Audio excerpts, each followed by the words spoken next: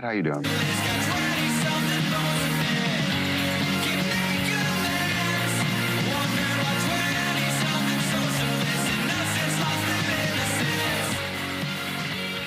Taking them straight off of your YouTube screen to the Fox 5 Loft. That's the Crystal Casino Band. And if you haven't yet heard of them, you will soon, because the local indie rock group has hundreds of thousands of streamers.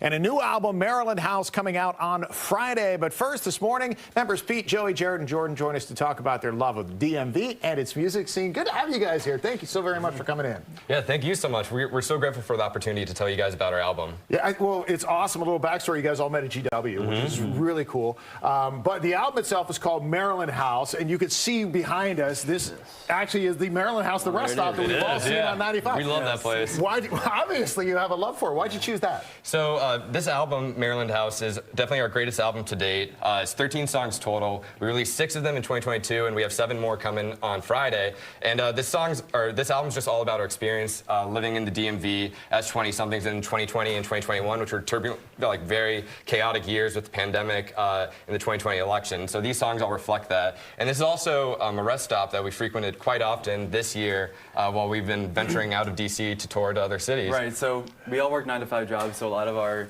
touring is done on the weekends. We call ourselves like weekend warriors a little bit.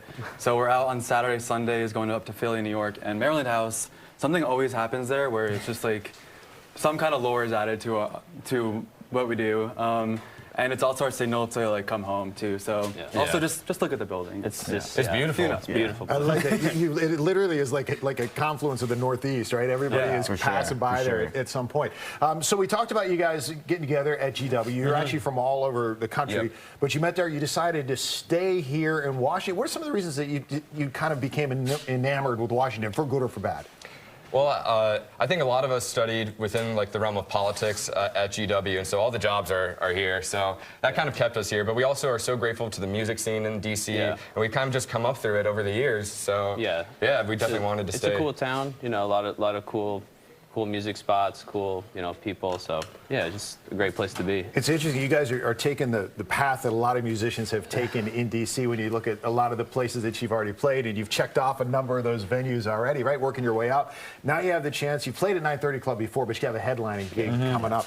How cool is that, though? You know, if you're going to be playing guitar or whatever on the stage as a headliner at 930 Club. For people who have been in DC for a while, how big of a deal is that for you? It's pretty big. It's like the venue. It's been around for decades now, and it's just like a culmination of so much work we put in, and like we have to thank the fans for this. Honestly, we couldn't be more grateful for that. Yeah, I mean, like I said, you go from DC 9 to 930 Club to the Anthem, which you guys have also already played, just not as a headliner. Yeah, we got to open, Yet, right? I mean, is that the next goal? Keep climbing the ladder? Absolutely, yeah. Hopefully within the next few years we can eventually headline there. So talk about the music a little bit. You mentioned you guys all were interested in politics in school and kind of working in those venues. That comes out in some of the music as well.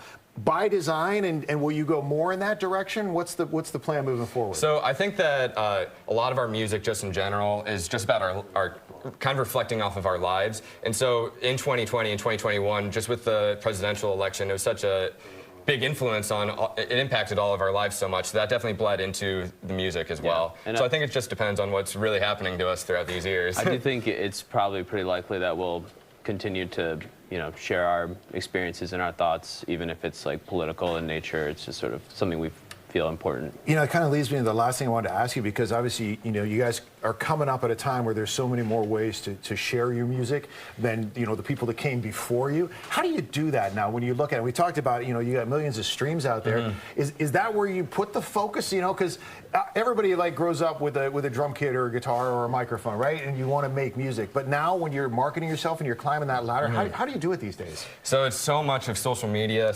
marketing, and like to really make it these days, you have to put in 50-50 the work of like creating good music and also marketing yourself. And so I think we definitely pride ourselves on our marketing abilities to have gotten this far, for sure. It's a lot of hours after our 9-to-5 jobs. So this is like our night jobs. TikTok is big too. TikTok if something goes really viral, big. that is our key to success. Constantly posting, constantly getting our name out there as much as possible. All right, listen, we got to wrap things up, but what's going to be the sign that the 9-to-5 jobs can go away? Like, have you set like a threshold that you want to reach at some point? Yeah, we definitely have like some goals to hit before then.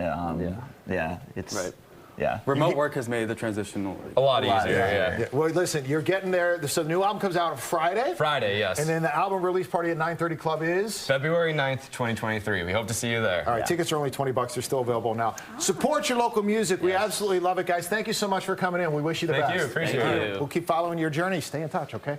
Come back and yeah. play for us one of these days. That'd be awesome. We would love to. Wisdom, back to you. All right, still ahead on Good Day DC. We're just a few weeks out from the Super Bowl right here on Fox 5.